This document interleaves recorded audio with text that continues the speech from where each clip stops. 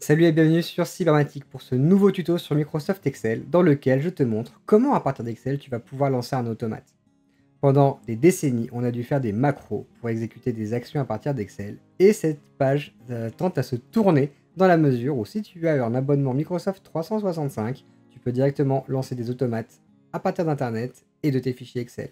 Et c'est ça que je te montre aujourd'hui. On passe à la pratique.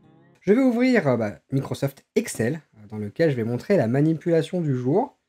Et l'idée va être tout simplement d'avoir une table dans laquelle j'ai quelques informations et de s'envoyer un email en simple clic directement dans l'interface d'Excel sur un bouton d'exécution. Pour faire ça, bien sûr, on va devoir commencer par mettre des données à l'intérieur de notre fichier. Donc, je vais mettre un nom, prénom. On va mettre un produit, une quantité,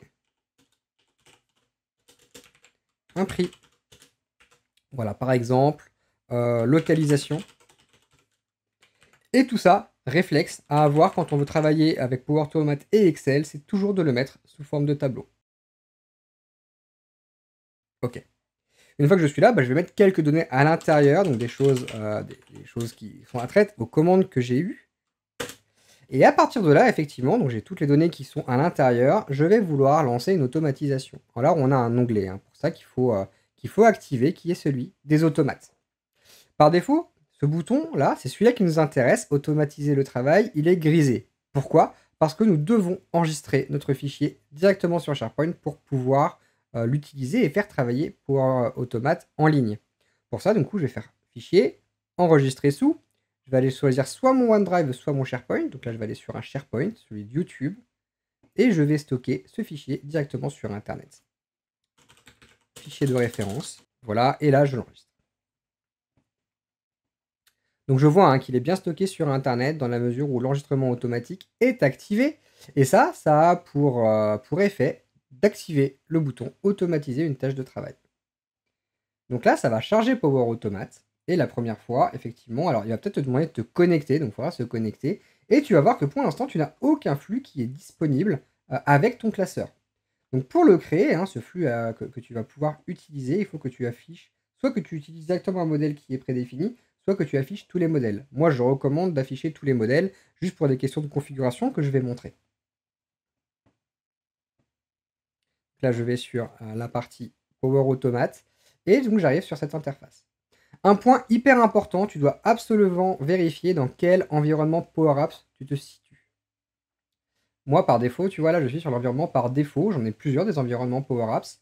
Clairement, si tu n'es pas sur l'environnement par défaut, ça ne fonctionnera pas. Donc, il faut absolument que tu crées ce flux sur ton environnement par défaut. Une fois que tu es là-dessus, tu vas pouvoir choisir un parmi tous ces modèles. Là, dans la manip qu'on va faire, je recommande d'utiliser ce flux-là pour une ligne sélectionnée. Je vais exécuter des actions personnalisées. Donc là, pareil, on va devoir se connecter, continuer. Et du coup, j'ai ma première brique qui est lancée. Donc il n'y a pas grand-chose, on va le construire nous-mêmes. On va commencer en fait dans cette première brique par aller chercher le fichier que nous venons de stocker. Donc je l'ai mis sur le SharePoint YouTube. Je vais aller expliquer dans quelle bibliothèque je me situe et je vais aller chercher le fichier de lancement, de référence que je viens de créer il y a quelques secondes. Et en fait, vu que je l'ai mis sous forme de tableau, je peux sélectionner le tableau qui est attrait à cet enregistrement. Je vais rajouter une étape un petit peu bidon, juste pour pouvoir l'enregistrer, mon flux. Pour ne pas perdre tout ce que j'ai fait, je vais juste rajouter un message dans lequel je vais mettre OK, juste pour enregistrer. Et je vais renommer dans le même temps le flux envoi de la commande.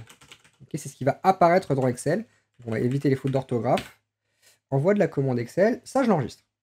On a une base qu'on va pouvoir déclencher. Sauf que pour l'instant, elle fait rien. Elle fait juste un message OK qui reste dans Power Automate. C'est pas ça que je veux. Ce que je veux, c'est envoyer un email à partir de cette automatisation. Du coup, je vais faire nouvelle étape et je vais envoyer cet email par Outlook. Outlook, envoyer un email en version 2. Je vais l'envoyer à moi-même. Pour l'exemple du tuto, c'est juste pour montrer comment on le déclenche et ce que ça peut faire. Nouvelle commande arrivée. Et encore de texte, je vais pouvoir écrire ce que je veux écrire. Dimitri, une nouvelle commande est arrivée. Et en fait, l'intérêt de le passer par Excel, c'est qu'on va aussi pouvoir mettre des champs dynamiques. Et ces champs dynamiques proviennent du fichier que j'ai formaté. Donc là, je vais pouvoir mettre le prénom, espace le nom. Alors le formaté, non formaté, il faut voir, je pense que c'est plus important pour les dates qu'autre chose. Mais pour les champs type textuel, il n'y a aucun souci, hein. On peut prendre l'un ou l'autre. Il n'y aura pas forcément d'impact. Au pire, hein, si tu as un souci, il faut essayer les deux et voir lequel est le plus pertinent. Le produit. On va pouvoir comme ça ajouter tous les champs dynamiques dont on a besoin.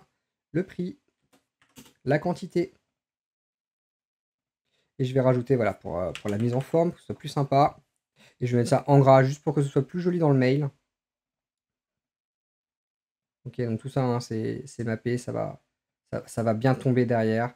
Donc voilà, on peut mettre vraiment la forme qu'on veut à partir de ce connecteur. Et ça, je l'enregistre. Donc je suis sur l'environnement par défaut. J'ai un déclencheur pour une sélectionner et j'envoie un email quand j'exécute ce flux. Là, j'ai fait tout le travail sur Power Automate. Maintenant, je peux retourner sur Excel. Donc là, pour l'instant, il ne réapparaît pas, hein, parce qu'on n'a pas remis en cache ce fichier.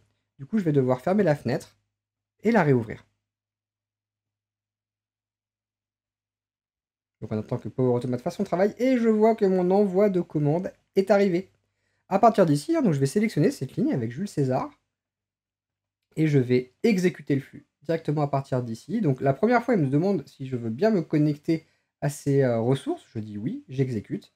Et là, le flux est parti. On va aller voir par mail tout de suite si ça a fonctionné.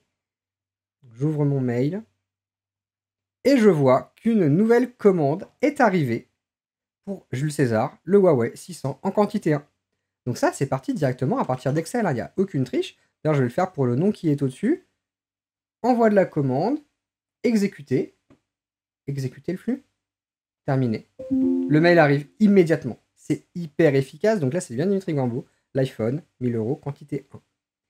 Donc clairement, c'est pour faire ça sur VBA, avant, il nous fallait tout de suite à peu près une demi-journée, quoi, pour bien prendre les bonnes lignes, faire en sorte que ce soit correctement programmé. Là, on met 10 minutes et on arrive à faire quelque chose d'exploitable et de réaliste avec assez peu d'efforts.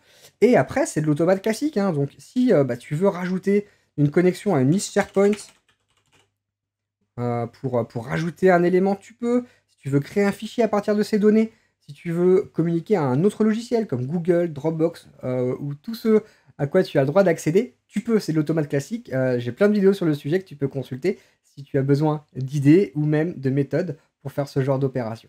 Voilà pour ce tuto sur Microsoft Excel dans lequel je te montre comment tu peux l'utiliser, donc ce fichier Excel, pour lancer un automate qui va créer directement un comportement que tu souhaites. Donc là, on l'a fait sur un envoi d'email. Tu peux très bien l'imaginer avec tout autre logiciel. Simplement, dans l'interface d'Excel, du coup, tu ne quittes pas ton logiciel, tu vas sur des flux, tu l'exécutes, et ça crée des actions.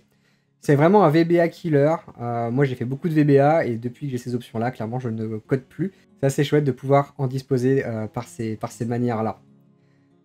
J'espère que ça t'a plu. Abonne-toi à la chaîne, ça fait plaisir de voir la communauté grandir. Lâche un petit pouce, active ta petite cloche pour savoir quand les vidéos sortent. On fait un tuto par semaine sur les technologies Microsoft et un petit peu d'Adobe. Donc on continue à envoyer du tuto sur plein de sujets différents dans la mesure où ces outils évoluent à une vitesse de dingue. Allez, amuse-toi bien avec Excel, amuse-toi bien avec Power Automate, et nous on se dit à très bientôt pour un prochain tuto. Ciao.